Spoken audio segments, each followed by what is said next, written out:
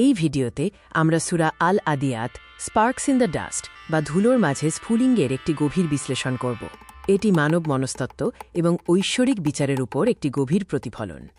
সূরা আল আদিয়াত মহাজাগতিক আনুগত্য বনাম মানুষের বিদ্রোহের মধ্যে একটি তীব্র বৈসাদৃশ্য তৈরি করে। একদিকে আছে পশুর নিঃশর্ত আনুগত্য এবং অন্যদিকে মানুষের আধ্যাত্মিক অন্ধত্ব। সূরাটির অবতরণের প্রেক্ষাপটে মাক্কি এবং মাদানী বিতর্কের কেন্দ্রবিন্দু রয়েছে। অধিকাংশের মতে এটি সর্বজনীন কৃতজ্ঞতা এবং পুনরুত্থানের উপর গুরুত্ব দেয়। এই সূরায় শপথের মূল বিষয় নিয়ে আরেকটি মৌলিক পার্থক্য রয়েছে, ঘোড়া নাকি উট। তবে সুন্নি পণ্ডিতদের ঐকমত্য হল এটি তীব্র এবং রুক্ষ যুদ্ধক্ষেত্রে চলমান অশ্বারোহী বাহিনীকে নির্দেশ করে। 1 থেকে 5 আয়াতে একটি নিখুঁত অশ্বারোহী আক্রমণের কৌশলগত প্রবাহের চিত্রায়ন করা হয়েছে। এতে ঘোড়ার শ্বাস-প্রশ্বাসের শব্দ থেকে শুরু করে কেন্দ্রে প্রবেশ পর্যন্ত প্রতিটি ধাপের বিবরণ আছে। প্রথম আঘাতের মাধ্যমে আমরা দুটি শিক্ষা পাই: দাব এ অটল লক্ষ্যের গুরুত্ব এবং কদ এ আধ্যাত্মিক বা জাগতিক সাফল্যের জন্য সংঘর্ষের মূল্য। ভোরের বরকতের ব্যবহার, ধুলোর মেঘকে অতিক্রম করা এবং কেন্দ্রে প্রবেশ, এই 3টি ধাপ শেখায় যে সাফল্যের জন্য সময় ও সম্পদকে সঠিকভাবে ব্যবহার করে লক্ষ্যে স্থির থাকতে হয়। এই সূরায় মহাজাগতিক আনুগত্যের একটি আয়না দেখানো হয়েছে। পশু জগৎ পরম বাধ্যতা প্রকাশ করে, যা মানুষের ঔদ্ধত্য ও অহংকারের সাথে বৈসাদৃশ্য সৃষ্টি করে। ফখরুদ্দিন আল রাজির থিসিস অনুযায়ী বিবেকহীন পশু চরম ত্যাগ স্বীকার করে, যেখানে উচ্চ বুদ্ধিমত্তার অধিকারী মানুষ চরম অকৃতজ্ঞতা দেখায়।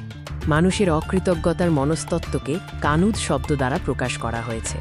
এটি শুধুমাত্র অকৃতজ্ঞতা নয়, বরং একটি নেগেটিভিটি বায়াস বা নেতিবাচকতার দিকে ঝুঁকে থাকা মনস্তত্ত্ব, যার একমাত্র প্রতিষেধক হল শুক্র বা সক্রিয় কৃতজ্ঞতা।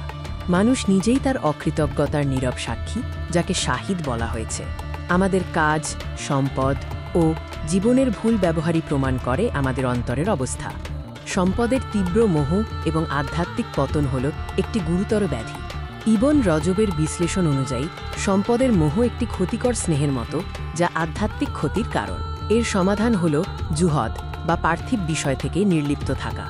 সূরাটির শেষ অংশে মহাজাগতিক বিচারের দৃশ্য উন্মোচিত হয়েছে। কিয়ামত দিবসে পৃথিবী তার গোপন ভার বের করে দেবে এবং হৃদয়ের গোপন বিষয়গুলো প্রকাশ করা হবে। চূড়ান্ত বিচারে আল খাবির বা সর্বজ্ঞাতা আল্লাহর ভূমিকা সবচেয়ে গুরুত্বপূর্ণ। তিনি সবকিছুর সূক্ষ্মতম বিবরণ সম্পর্কে অবগত। এই জ্ঞান আমাদের প্রতিটি কর্মের জন্য একটি সতর্কবার্তা। সূরার সাহিত্যিক স্থাপত্যে ধ্বনি ও ছন্দের মাধ্যমে 3টি পর্ব রয়েছে।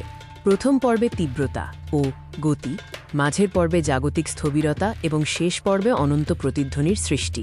তাফসির শাস্ত্রে সূরা আল আদিয়াতের ব্যাখ্যায় 2টি প্রধান বৈচিত্র্য দেখা যায়। প্রথমটি হল ফিকহি বা আইনগত দৃষ্টিকোণ, যা যুদ্ধের আইন ও গনিমত বণ্টন নিয়ে আলোচনা করে।